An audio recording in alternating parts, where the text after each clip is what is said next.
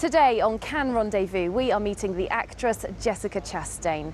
Now, 3 years ago, she was a relative unknown when she came here to Cannes with Terrence Malick's Tree of Life.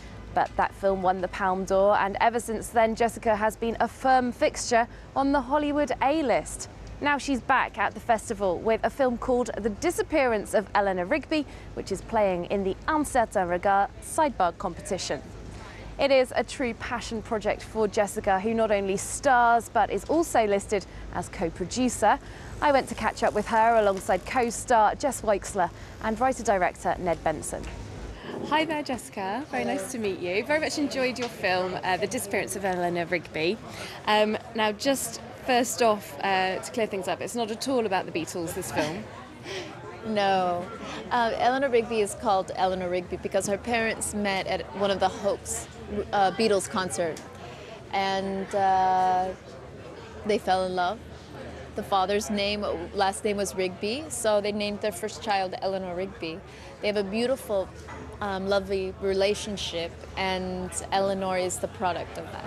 It's actually a very sad film. Yeah. It's about a married couple in their 30s. They're grieving for the loss of a child.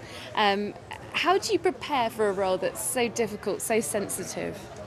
I read a lot when I'm preparing for a role like this. I read a lot of interviews about women who had lost children. I read some short stories in the New Yorker that Ned had given me.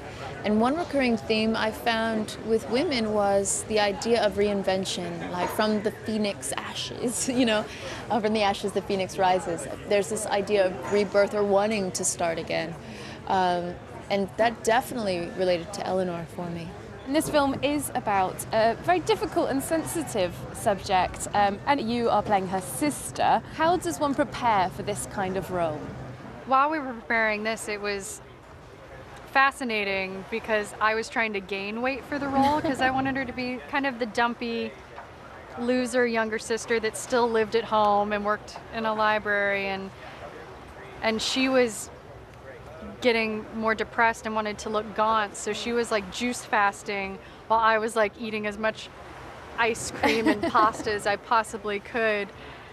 So it was fascinating for us prepping because she was like becoming so frustrated with like coming in the house because we were rooming together while we were shooting and have been roommates at several different points in our life along the way. Well, originally I had wanted to write a love story, but more about relationships and the hardships we go through in relationships and how that affects the relationship, and ultimately how people can cope in completely different ways while going through the same thing, and ultimately that can drive them apart. But the crazy thing is that they're the only two people that had to experience this thing, so they're the only two people who have the appropriate language for it and the appropriate experience. So I think it's about two people who lose each other and then have to realize that they're the only two people who can understand each other and what they went through.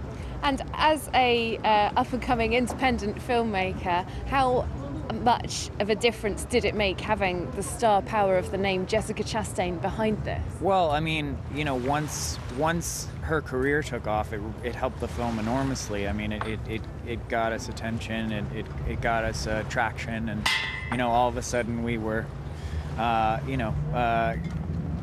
gathering this whole beautiful collaboration around us, and yeah, it was obviously really helpful. I mean, she's an amazing collaborator as an actor, but also as a friend and as a producer. So you mentioned at the Cannes premiere that you've been involved with the crew of this film for a very long time. They're friends, in fact. Tell us how that came about, your involvement. We've all known each other for over 10 years. Jess Weixler and I have known each other for 15 years. We went to Juilliard together.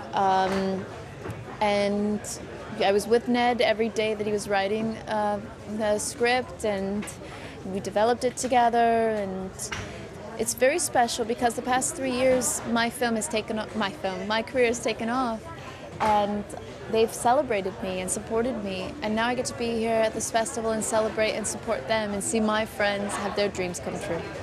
And this film originally screened as a two-parter. That was how it was conceived. the man's side and the wife's side of the story. Here at Cannes, we've been shown them, the both brought together. How do you feel about this new third version? Well, this is not the definitive or final version of the film. I compare it to Olivier Assayas's film Carlos, which I think is an incredible film with Edgar Ramirez. There's like a 5-hour version of that, and then there's the 2-hour version of that. It's the same story, but one is shorter. I'm the cinephile who loves the 5-hour version. So we have that with, it's not 5 hours, it's 3. We have him and her, and then we also have them. You sat and watched the premiere together at Cannes with a whole lot of random journalists, including myself, and lots of reaction at Cannes, isn't there? How is it to watch a film with your audience around you? It's a beautiful feeling because you make something to give it away, to share it. You definitely don't want to. It's just nice to see if it reaches other people because you know it matters to you, and it's nice when other people get it or they relate to it. And you're of course not a stranger to Cannes at all. We could all remember you coming here in 2011 with Tree of Life, which won the Palme d'Or. Yes. How was that experience for you? It was incredible. It was 3 years ago. I was here with Tree of Life and with Take Shelter, which won the Grand Prix at Critics Week. And it was the beginning of my career because that was a huge festival for me. And it started, you know, what has become the best 3 years of my career.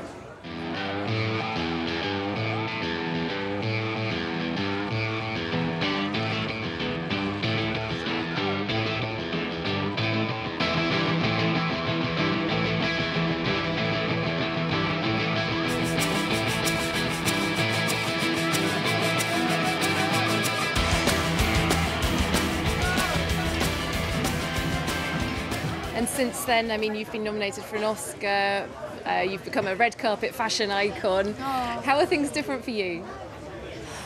It's amazing. I get to be on sets with people that I really admire. You know, I just did Interstellar with Christopher Nolan, and I worked on Crimson Peak with Guillermo del Toro.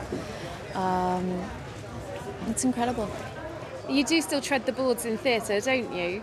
Some people might be tempted to just take the big movie checks. Theatre's quite a lot of hard work, isn't it? Yeah. Why do you keep doing theatre? Well, I started in theatre. I went to Juilliard, I studied theatre. I'll always go back. I think it's important to continue to challenge yourself. Okay, well, I wish you a very good festival. Thank you very much. Thanks very much for talking to me. Oh, it's my pleasure. It's been really nice. It's too quick.